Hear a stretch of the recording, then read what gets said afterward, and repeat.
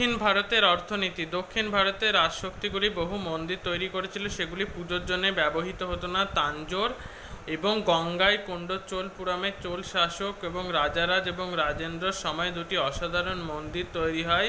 মন্দিরকে ঘিরে লোকালয় এবং শিল্পীদের বসবাস গড়ে উঠত। মন্দির কর্তৃপক্ষকে রাজা, ব্যবসায়ী ও অভিজাতরা নিষ্কর জমি দান করতেন। সেই জমির ফসল মন্দিরের সঙ্গে যুক্ত মানুষের জীবনযাপনের জন্য লেগে যেত। পুরোহিত, মালাকার, রাঁধুনি, গায়ক, নর্তক, নর্তকী প্রমুখ মন্দির চত্বরে থাকত। চোল রাজ্যের ব্রোঞ্জ হস্তশিল্প খুব বিখ্যাত ছিল। তামিলনাড়ুর অঞ্চলে কাবেরী এবং শাখা নদীগুলি থেকে খাল কেটে সেচ ব্যবস্থা করা হয়েছিল, ফলে কৃষিতে উৎপাদন বেড়েছিল।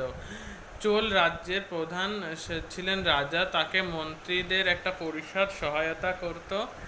রাজাকে কয়েকটি প্রদেশ বা মণ্ডলমে ভাগ করা হয়েছিল। রাজ্যকে কৃষকদের বসতিকে ঘিরে গড়ে ওঠা গ্রামকে শাসন করার জন্য গ্রাম পরিষদ বা উড় এই রকম কয়েকটি গ্রামকে নিয়ে গঠিত হতো নাড়ু। উড় এবং নাড়ু এই দুই স্থানীয় সভা স্বায়ত্তশাসন, বিচার, রাজস্ব, কর সংগ্রহের দায়িত্ব পালন করত।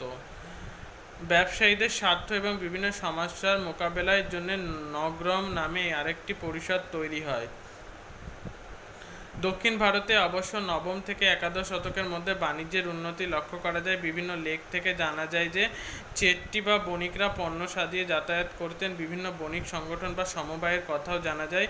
ওই সংগঠনগুলি বিভিন্ন মন্দিরকে জমি দান করতেন। সেরকম বর্ণনা দক্ষিণ ভারতে তাম্রলেখগুলিতে পাওয়া যায়। দক্ষিণ পূর্ব এশিয়ায় বিভিন্ন দেশের চোলদের ক্ষমতা বাড়ায় সেখানকার বাণিজ্যের উপর ভারতীয় বণিকদের প্রভাব আস্তে আস্তে বেড়েছিল। এই সময়ে রাজারা অনেকেই উচ্চ মর্যাদা সম্পন্ন উপাধিতে নিজেদেরকে ভূষিত করতেন, যেমন মহারাজা, অধিরাজ, ত্রিভুবন চক্রবর্তী এইসব ছিল। তবে এদের মধ্যে স্থানীয় সামন্ত, ধনী, কৃষক, ব্যবসায়ী এবং ব্রাহ্মণদের সঙ্গে ক্ষমতা ভাগ বাটোয়ারা করে নিতেন।